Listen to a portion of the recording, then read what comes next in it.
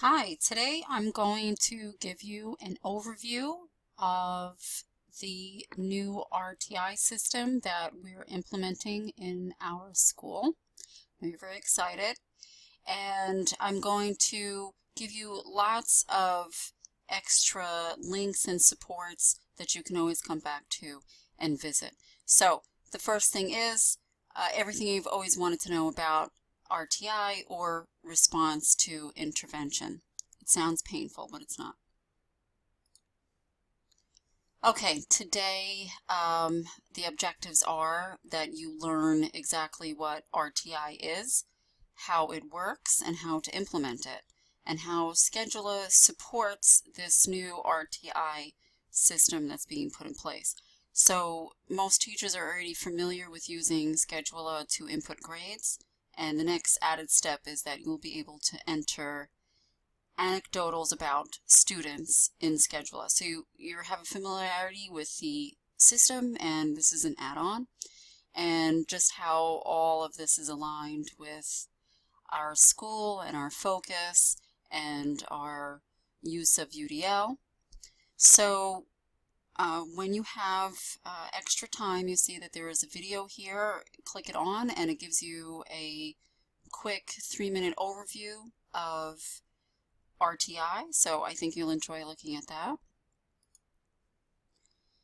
And I'm going to give you a short overview. What is RTI? It is a tiered approach, and it monitors student behaviors and their academics. Anything that is put in front of them that is impeding their success in school.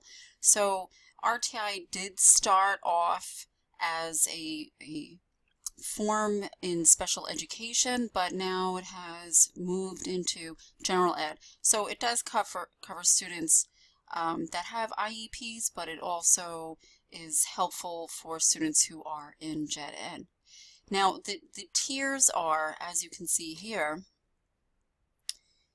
80% tier 1 behaviors or academics, 15% it gets a little escalated, and then 5%, in our school we don't really reach this, but it is there, and that is the more extreme cases. Also notice that when I hover over some pictures, that there are links. You click the links on and it gives you even more information and resources. So here would be exactly what does constitute tier 1 behaviors, and some of their interventions, and the calendar. But we'll go back to our presentation, and more specifically here, what are some examples of behavior that would benefit being in the RTI system? And there's a plethora.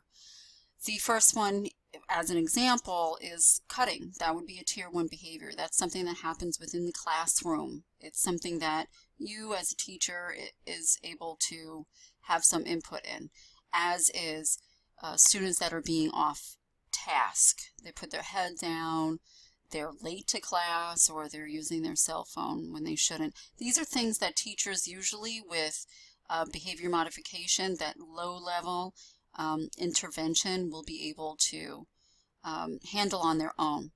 Tier 2 usually involves more people in the system, and that would be examples: bullying, threatening, cursing,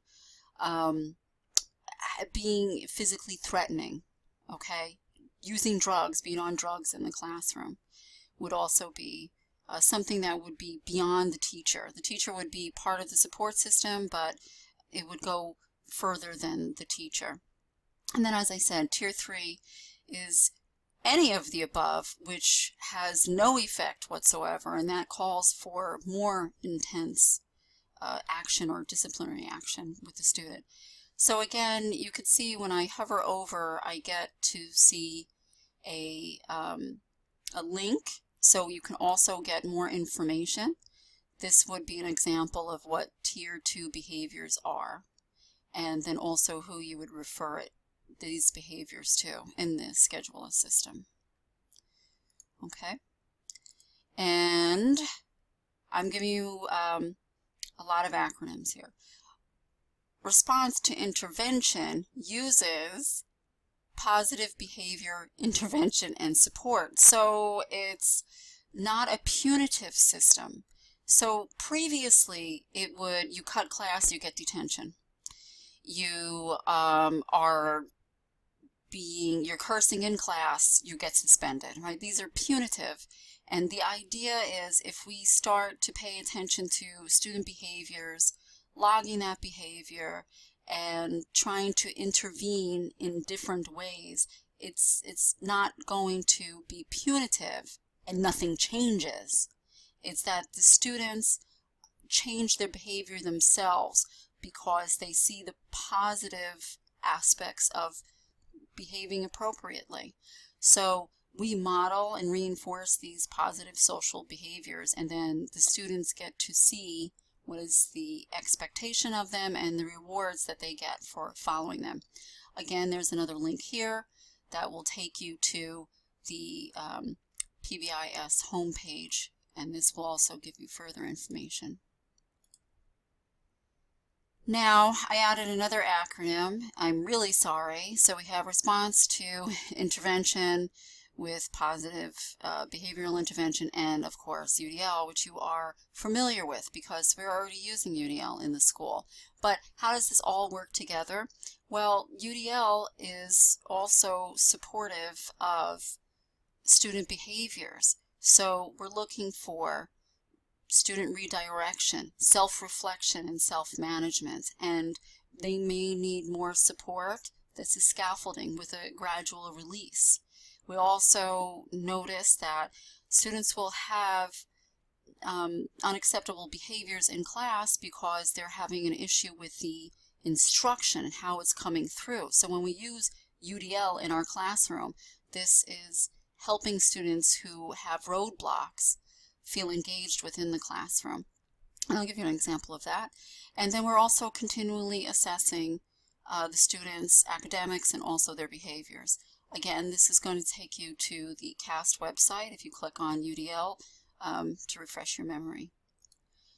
So here is an example of UDL, RTI, PBIS, all in action. This happened with a student, Destiny, who was in a math class, and she has an IEP and she does have difficulty in math. And she was having issues with understanding the content, and she would get very frustrated, and then she would disengage with the class. And so she would have off-task behavior, such as putting her head down and sleeping, or being disruptive in the class and talking. And no matter what the teacher was doing, Destiny was not being redirected. So along with the special education teacher, a plan was developed for Destiny where she would not be graded on content. She would be graded on her behavior. And at first Destiny was really surprised by this, saying, oh, you mean if I just show up, I'm going to get a good grade?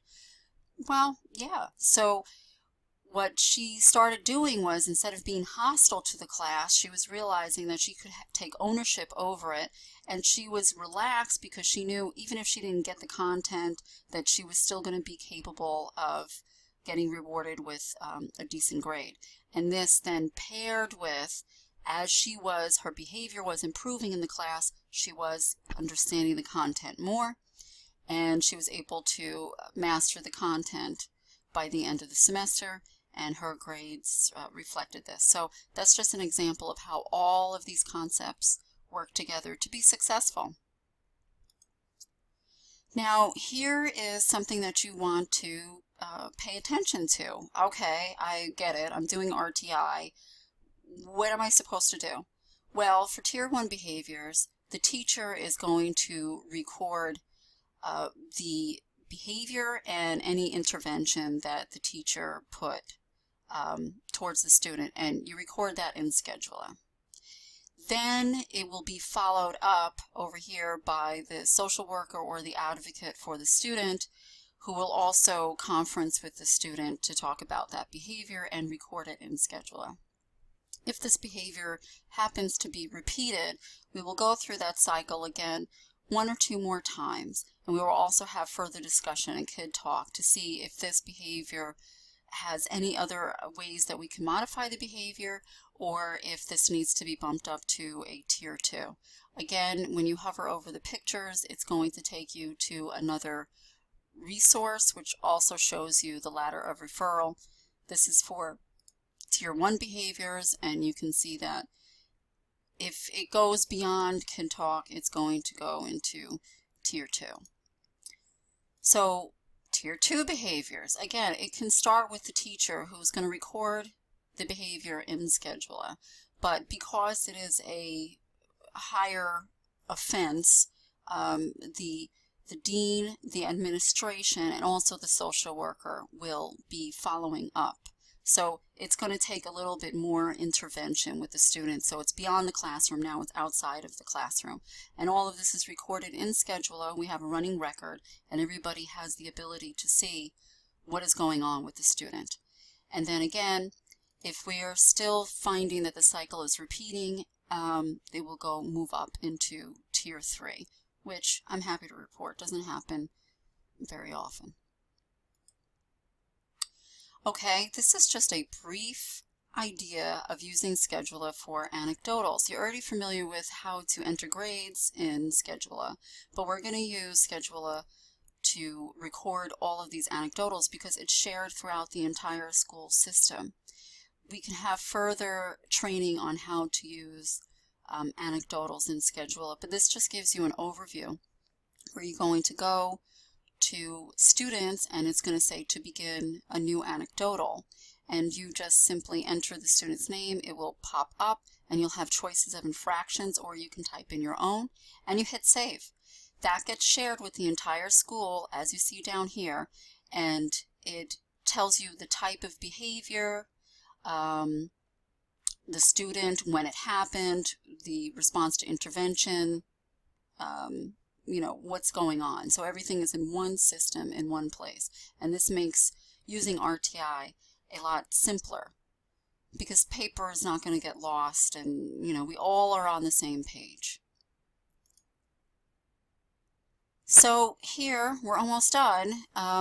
Just to kind of reiterate that this is a smooth integration within the systems that are already being used and that we are all familiar with.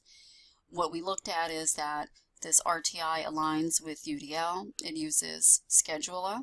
We have a clear ladder of referral, and it's mainstream. It's not just for special education students.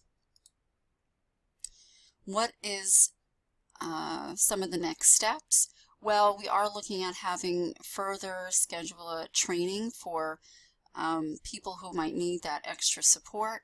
And of course, as we're starting this new system, we need to take a look at the outcomes and how well it's working. So we will have a sharing of the outcomes.